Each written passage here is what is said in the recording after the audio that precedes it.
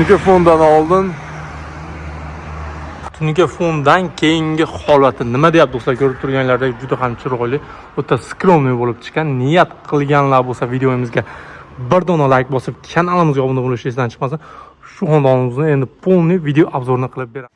Assalomu alaykum do'stlar, sizlar Erkin Tungi fon kanalini kuzatib bormoqdasizlar. Biz bu kanalimizda asosan tungi fonga oid bo'lgan barcha foydali ma'lumotlarni joylab boramiz. Ya'ni tungi fon qanday bukiladi, tungi fon qanday qotiriladi, tungi fon narxlari, shu haqida batafsil ma'lumotlarni faqatgina Erkin Tungi fon kanalidan topishingiz mumkin bo'ladi. Shuning uchun ham kanalimizda yangi bo'lsangiz, kanalimizga obuna bo'lish esdan chiqmasin. Hamda mana shu videomizni boshidanoq videomizga bir dona like bosib, kommentariyada ishimiz haqida oxirida o'z fikrlaringizni yozib qoldiringlar do'stlar.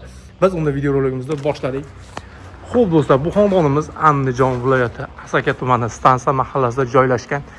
Bu xonadonimizning asosiy ravatxona kiraverish qismi bo'ladi. Ko'rib turganlaridek ravatxonamizda kiraverish butoni uzun tomoniga tungi fonlarimizni mana shunday chiroyli fasonda hamda sifatli qilib terib berganmiz. Asosan burchaklarga e'tibor bersanglar bo'ladi, juda ham ideal, chotki bo'lib chiqqan. Hamda ravatxonamizni bu joyimizda o'rtada pastga tushgan xorisi bor ekan. Bu joyimizni отдельный o'rab, ikkinchi ravatxona qismimizni ham qilib berganmiz. Bu joyimizda ozroq perekus joyi bor, lekin bilintirmaslikka harakat qilib ishimizni juda ham sifatli qilib chiqarganmiz. Ko'rib turganlaridek o'rtasi 5,5 metr atrofida, o'rtacha 5,5 metr atrofida bo'ladi. Asosan bunday uzun joylarda ko'pincha tungi fonlar valna bo'lish ehtimoli ko'p bo'ladi, lekin malakali ustalarimiz chotki qilib terib, burchaklarni ham o'ta go'zal qilib terib qo'ygan do'stlar. Video ozroq sifatsiz chiqishi mumkin, chunki mana bunday duetlar nur qaytarib, videoning kачествосiga salban ta'sir qilyapti. Hamda uni xorini yonboshlarini ham ko'rib turgan tungi fonlarni o'rab, bu tomonlarni ham bir xil o'rab terib qo'yilgan. Hamda ichkari shapka tomonimizni polniy aylanasiga ko'rib turganlaridek burchaklarni ham juda ham ideal qilib terib qo'yilgan.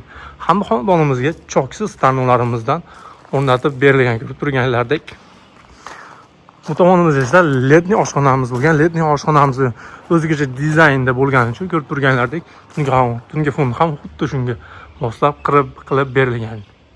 Bu ko'rib turganlaridek hech qanday alkofon emas, tungi fon bo'ladi do'stlar.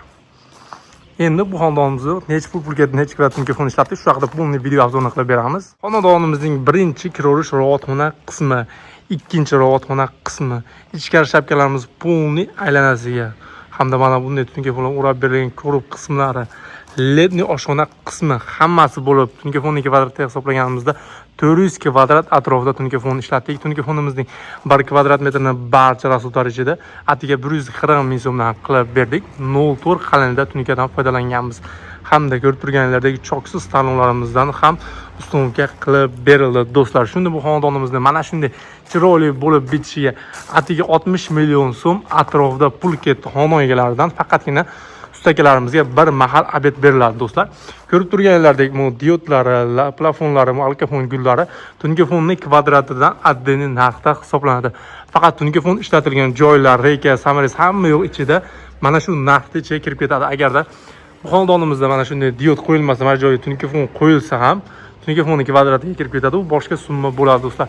Sizlarga shu narsa tavsiyalarni berib ketamanki, tanlov o'zingizlarda qaysi fason, qanday figura desanglar qilib berilaveradi do'stlar.